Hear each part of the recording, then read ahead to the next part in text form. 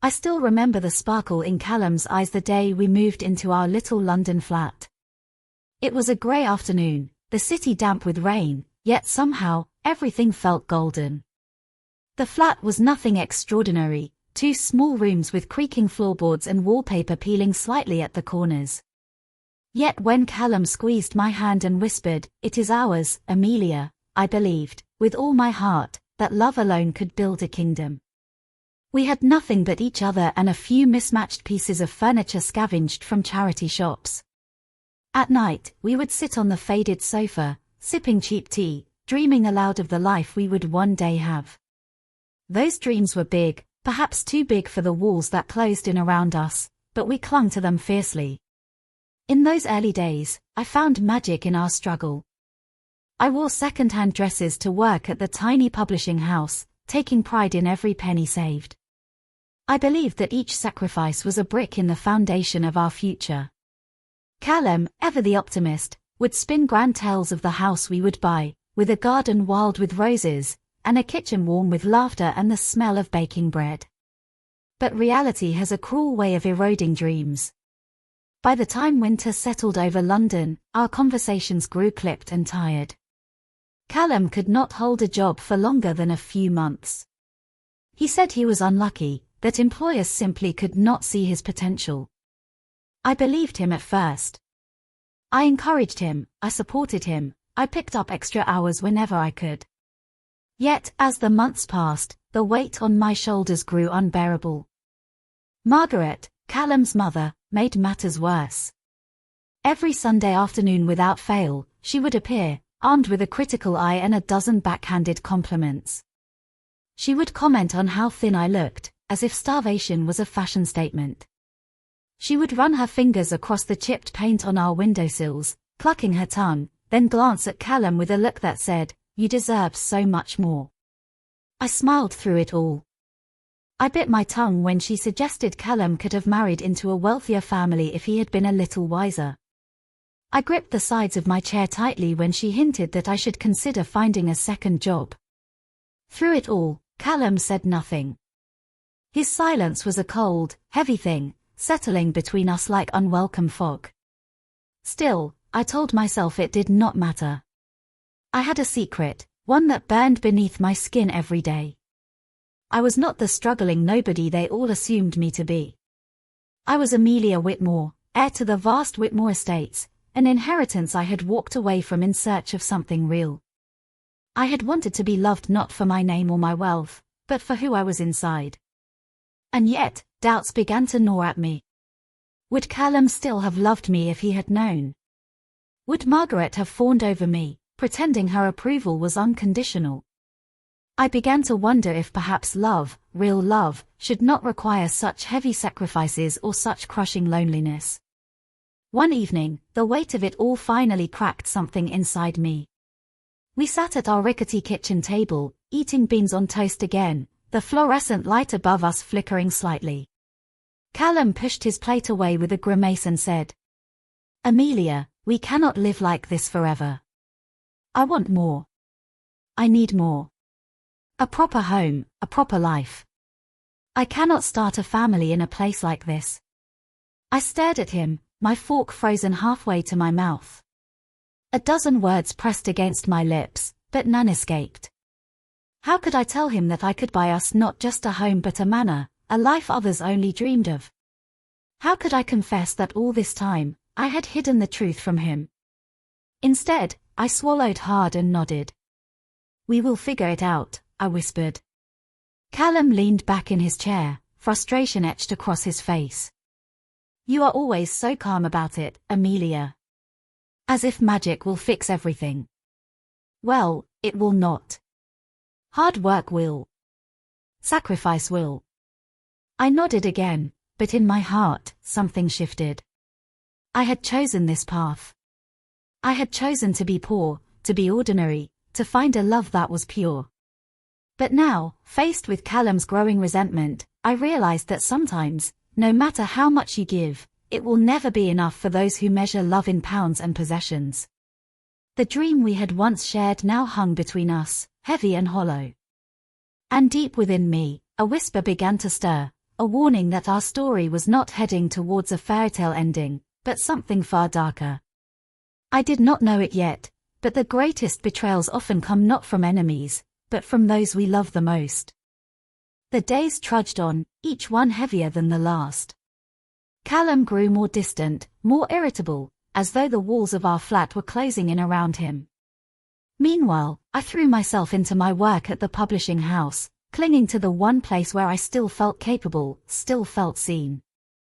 Even then, the small victories, a manuscript accepted, a client won, felt hollow when I returned home to silence.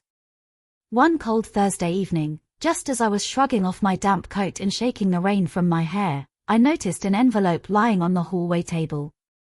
It was thick, elegant, the creamy paper embossed with a golden seal I recognized immediately. Whitmore Estates. My heart thudded painfully against my ribs. I had not heard from my family in years, not since the day I had walked out, suitcase in hand, choosing freedom over privilege.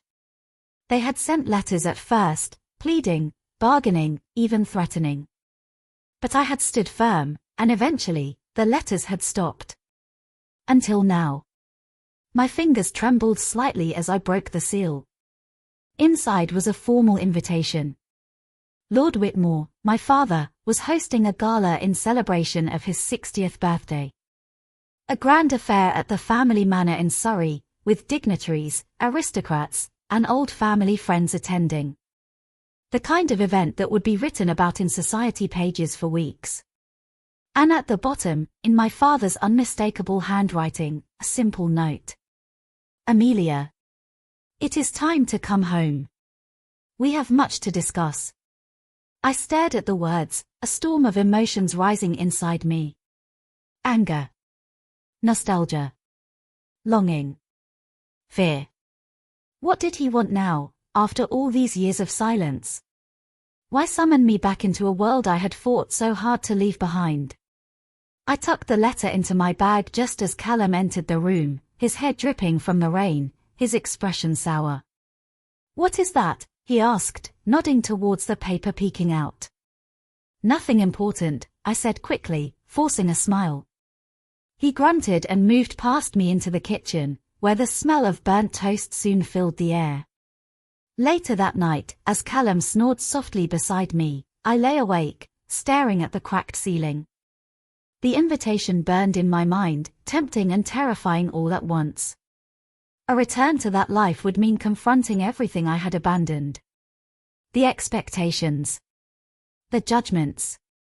The carefully hidden disappointments. And yet, a part of me, the part still bruised from months of silent sacrifices and Margaret's sharp-tongued visits, whispered that perhaps it was time. Not to beg for forgiveness.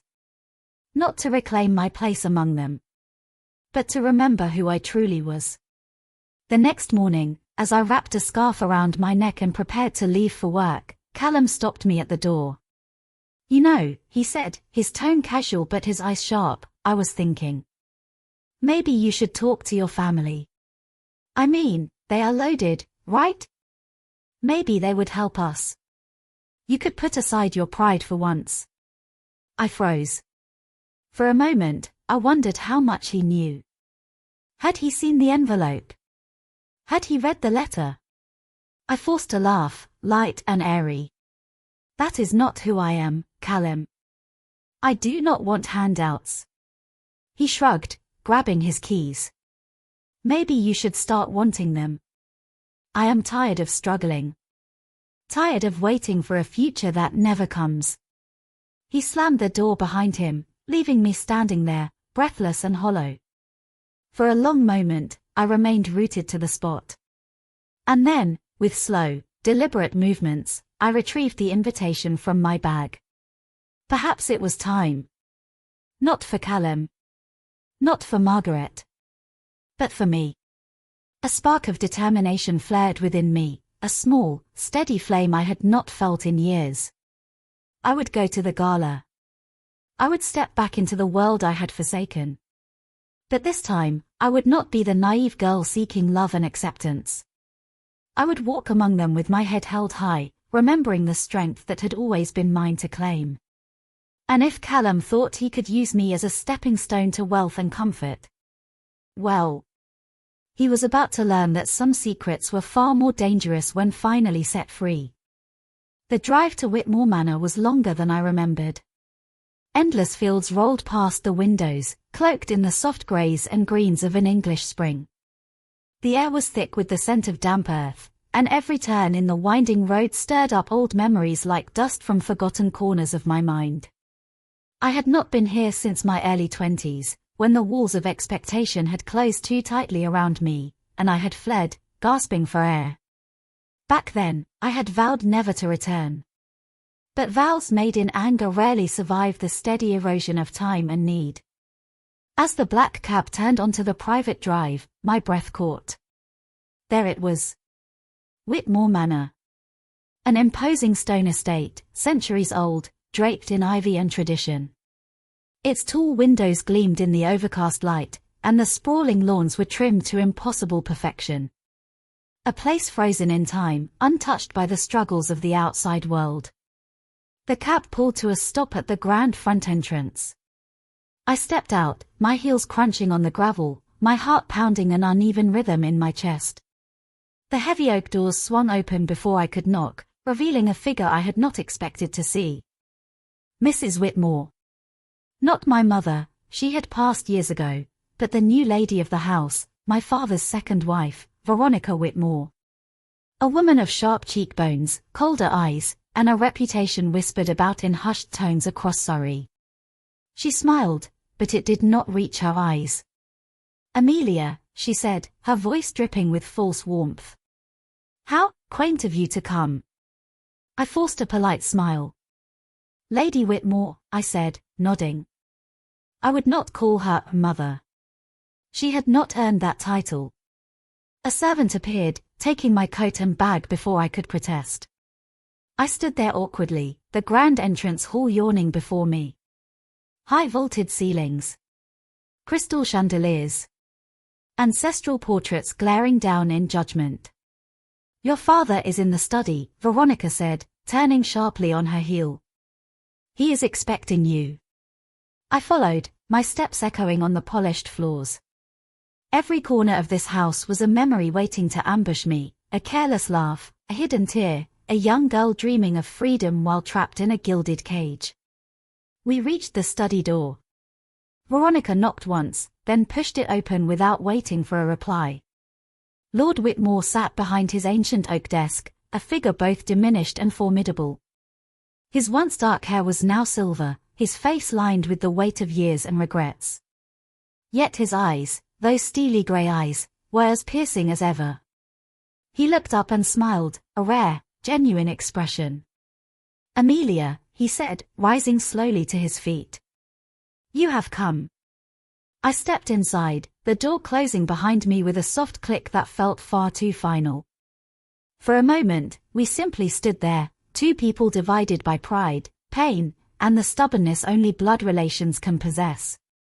You look well, he said. So do you, I lied. He chuckled, the sound brittle. Sit, please. We have much to talk about. I lowered myself into the stiff leather chair opposite him, my hands folded tightly in my lap. He studied me for a long moment, as though trying to memorize my face after all these years. I am not a fool, Amelia, he said at last. I know why you stayed away. I know I was not the father you needed.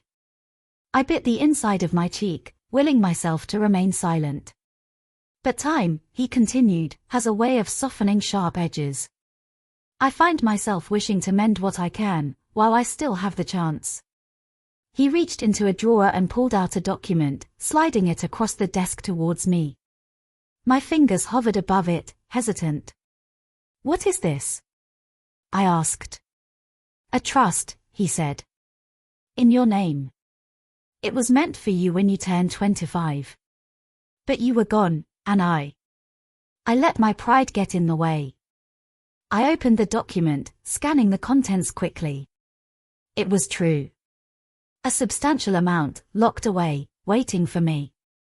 Enough to change everything. I looked up, my throat tight. Why now?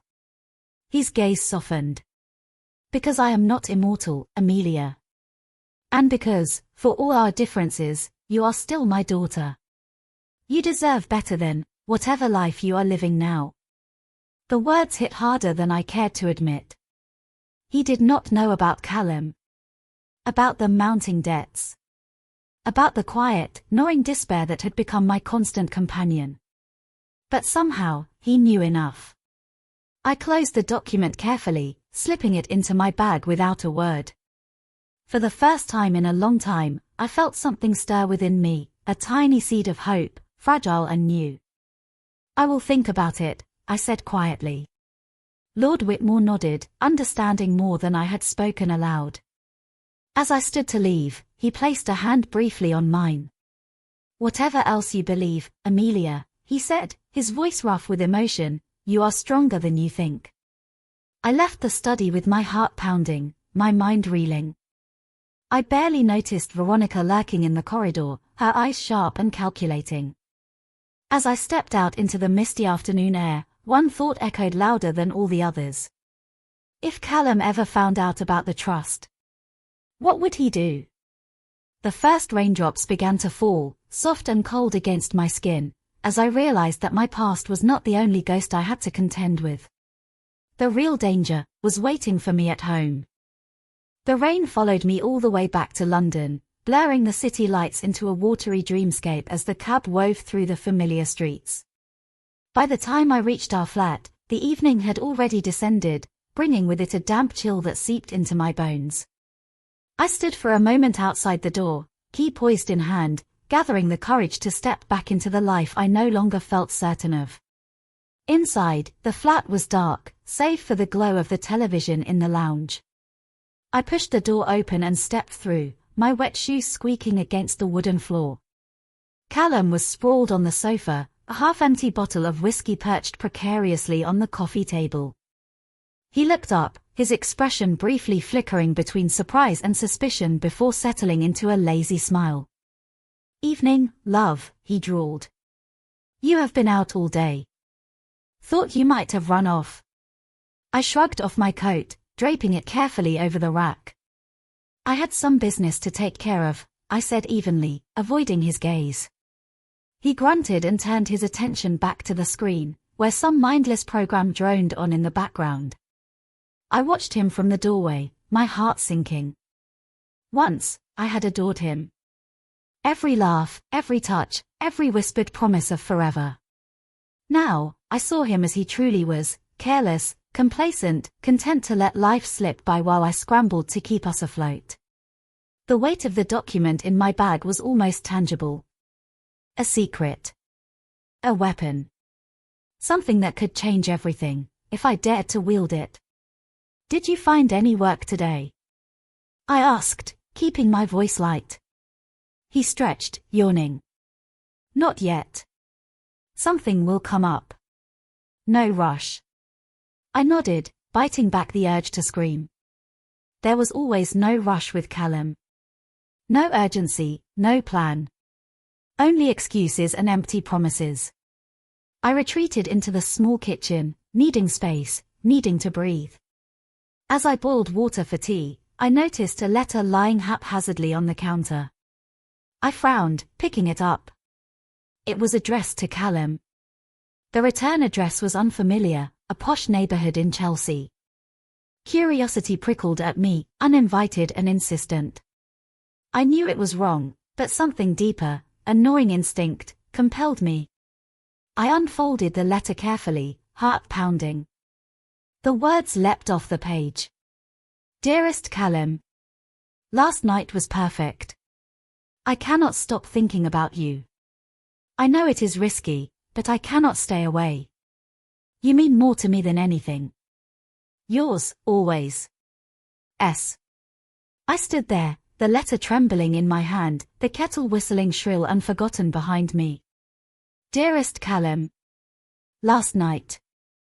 Risky. S." I could barely comprehend it. Even now, part of me wanted to believe there was some innocent explanation, some misunderstanding. But deep down, I knew. Callum was not just careless with our money. He was careless with me. I placed the letter back exactly where I had found it, my hands unnervingly steady. I would not confront him. Not yet. I needed to know more. I needed to be certain. And above all, I needed a plan. I brought him a cup of tea, just as I always did, placing it gently on the coffee table beside him. He barely acknowledged me, too absorbed in whatever nonsense flickered across the television screen. I smiled, a small, secret smile he never even noticed. Let him believe I was still the same naive Amelia who would forgive anything, endure anything, for the sake of love. Let him believe he still held all the power. Because soon, very soon, everything would change. And when it did, Callum would not even see it coming. The rain battered the windows, relentless and wild, as I sat quietly beside him, already drifting far, far away. The following days passed in a strange, suspended state. Callum carried on as if nothing had changed, lounging about the flat, laughing at the television, occasionally tossing half-hearted kisses in my direction. I matched his charade with a smile, hiding the storm that brewed just beneath my skin. Every night, when he finally fell asleep, I would lie awake beside him, staring at the cracked ceiling, mind racing. Who was S? How long had it been going on? Was it just one night, or had it been months? I needed answers, but I needed them carefully. Reckless confrontation would solve nothing. I would not play the fool charging into battle without a plan. One evening, I excused myself early, claiming I was meeting a friend for coffee. Callum barely looked up from his phone, waving me off with a distracted grunt. I made my way to the heart of London, heart pounding in my chest. My destination was an elegant cafe in Chelsea, a place I remembered from a birthday Callum had once pretended to forget. It was there, tucked into a corner booth with a steaming cup of Earl Grey, that I took out my phone and began the real work. I searched through Callum's social media, combing through every tag, every comment, every like. It did not take long. There she was. Sophie Delaney. A slim, stylish woman with bright blonde hair and an Instagram feed filled with designer handbags, champagne flutes, and careless, sunlit smiles. She was beautiful, in a polished, effortless sort of way, the kind of woman who probably never worried about bills or broken dreams. The pieces clicked together too easily. Sophie Delaney. S. Chelsea. I scrolled further back and found a photograph that made my stomach twist. Callum, grinning wide, his arms slung around her shoulders at what looked like a rooftop party. The caption read, "Best night ever with my favorite." Dated 2 months ago. I stared at the screen, fury and sadness crashing through me in violent waves. 2 months ago. That was the same week he had cried to me about not being able to afford a simple dinner for our anniversary. I closed my eyes, breathing deeply, fighting the tears that burned hot and angry behind my eyelids. I would not cry. Not now. Not here. Instead, I snapped a quick screenshot and tucked my phone away. I needed proof, yes. But more importantly, I needed leverage. The seeds of a plan began to form, delicate but determined. Callum thought he had broken me, but he had only freed something far more dangerous inside me. I finished my tea slowly, gathering my strength, letting the bitterness anchor me. Before leaving the cafe, I paid in cash and slipped quietly into the London night. Back at the flat, Callum was right where I had left him, feet up, beer in hand, watching some mindless game show. He smiled lazily as I entered. "Good night, love." "Lovely," I said, setting my bag down with deliberate care. "It is good to catch up with old friends." He nodded, oblivious, his gaze already drifting back to the television. I stood there for a moment longer, watching him, memorizing this version of him, the smug, careless liar who had underestimated me. Soon, everything would change. The life he had so comfortably lounged in would be ripped from under him. And when it happened, he would have no one to blame but himself. I turned away, heading into the bedroom, a small, secret smile playing at my lips. The first move was mine. And I intended to play it perfectly. The morning sun poured through the thin curtains, casting a pale glow across the bedroom. Callum stirred beside me, mumbling incoherently before rolling over, pulling the duvet tight around him. I slipped out of bed silently, careful not to wake him. Today was not a day for confrontation. Today was a day for precision. I showered quickly, dressed simply in jeans and a soft jumper, and tucked my hair into a neat ponytail. As I applied a touch of lipstick, a steely calm settled over me. This was not about anger. Not anymore. This was about reclaiming my power. By the time Callum woke, I was already at the kitchen table, sipping coffee and browsing my laptop. "Morning," he said, yawning dramatically. "Morning," I replied lightly, closing the screen. He shuffled past me without another word, scratching his stomach on the way to the fridge. I watched him, noting the worn pajama bottoms, the unshaven jaw, the complete lack of effort. The man before me had grown lazy, complacent. He believed he had won. Let him. I had already begun weaving the net that would catch him unaware. After he left for whatever vague errand he had muttered about, I sprang into action. I booked an appointment with a solicitor. Not just any solicitor, a sharp, discreet woman recommended by my cousin, who had gone through her own messy breakup the year before. I gathered every financial document I could find, scanning them meticulously. Bank statements, credit card bills, Callum's scattered invoices from his so-called freelance projects. It was a messy web of spending and excuses, but one thing was clear. He had drained me. Every overdraft, every late payment, bore his signature. Fueled by a strange cocktail of heartbreak and adrenaline, I compiled everything into a neat folder.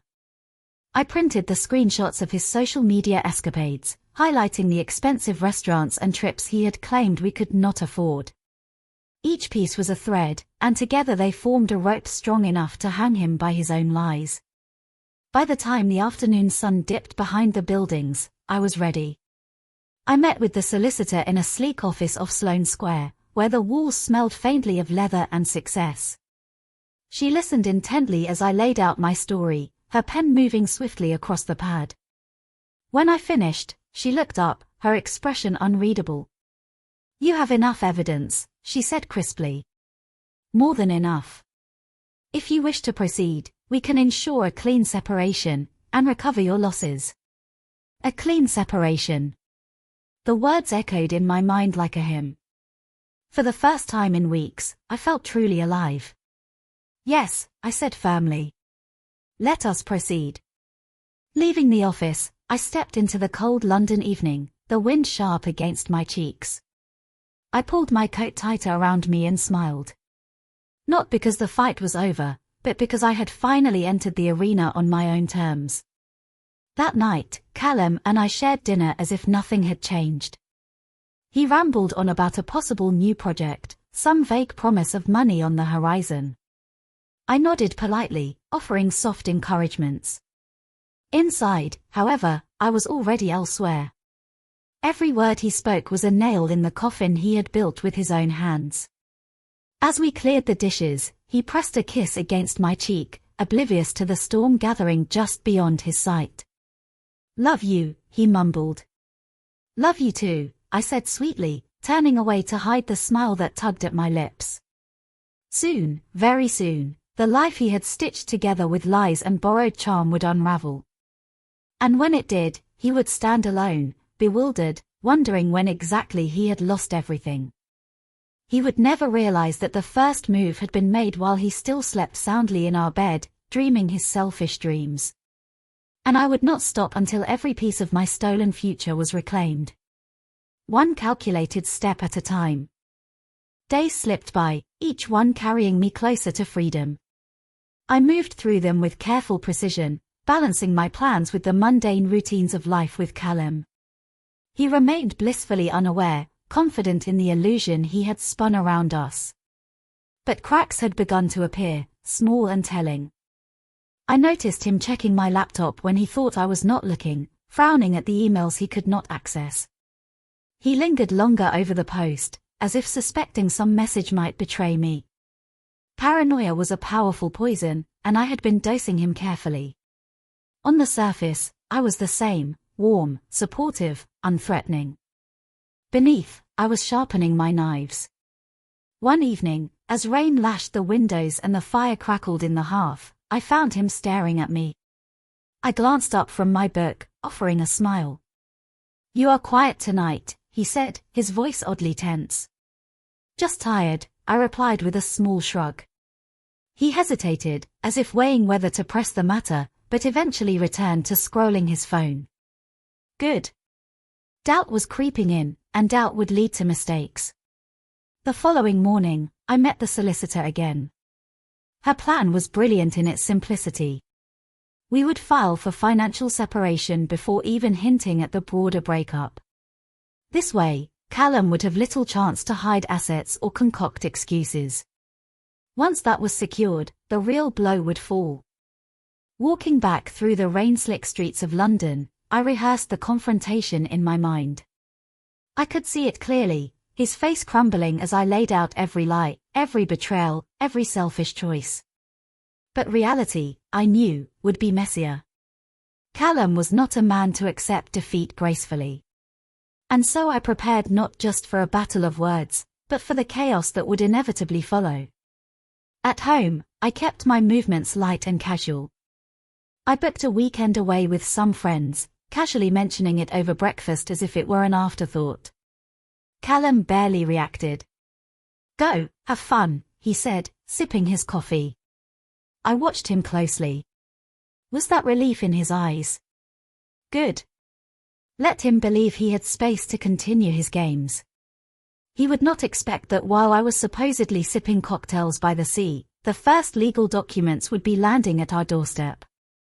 The evening before my trip, we shared a quiet dinner. It was almost absurd how normal everything seemed.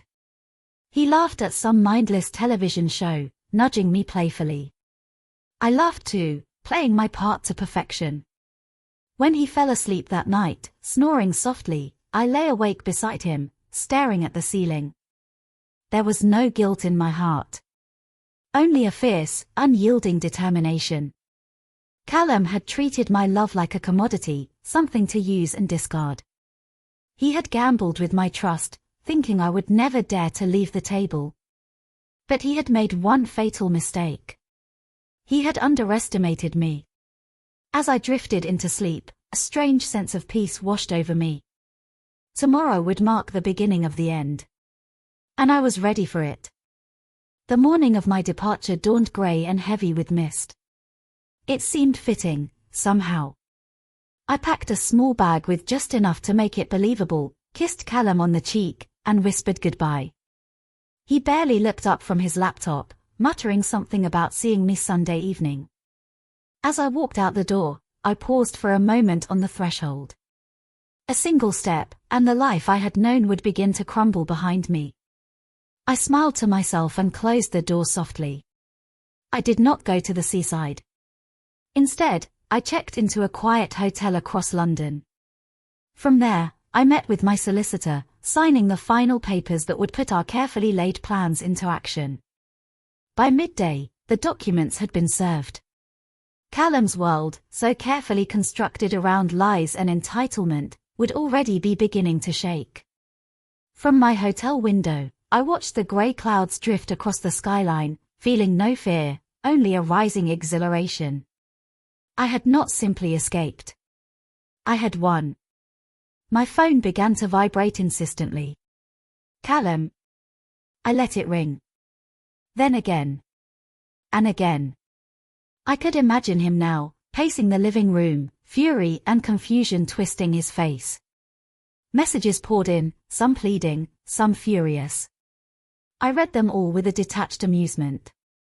You are overreacting. We can fix this. How could you do this to me? Each one only confirmed what I already knew. This was a man who believed he owned me. He did not know how to cope with losing control. By evening, he had resorted to threats. "If you do not come back tonight, you will regret it." Empty words. He had lost his power over me the moment I realized I did not need his approval, his affection, or his apology. I spent the weekend in quiet reflection, breathing in the sweet air of freedom. When Sunday evening came, I returned, but not to stay. I arrived with 2 police officers and a legal notice in hand. Callum answered the door, his hair disheveled, his eyes wild. "What the hell is this, Amelia?" he snarled, reaching for me. One of the officers stepped forward, firm and unyielding. "You are not to touch her." I met Callum's gaze squarely, feeling no fear. "This is me leaving," I said calmly. "You do not get to hurt me anymore." He blustered and swore, but it was meaningless now.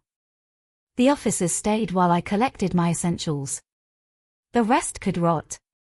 As I walked out the door for the last time, I did not look back. Outside, the evening air was crisp and cool. I breathed it in, letting it fill my lungs with the promise of a new life. A cab waited at the curb, its engine humming softly. I climbed in, giving the driver the address of my new flat, a small, cozy place, entirely my own. As the cab pulled away, I allowed myself one final glance at the house that had once been a prison. It was just bricks and mortar now. Nothing more. The road stretched out ahead of me, shining wet under the streetlights, endless and full of possibility. For the first time in years, I felt light, unburdened. I was not the woman Callum had tried to shape. I was Amelia Hawthorne. Strong. Clever. Free. And my story was just beginning.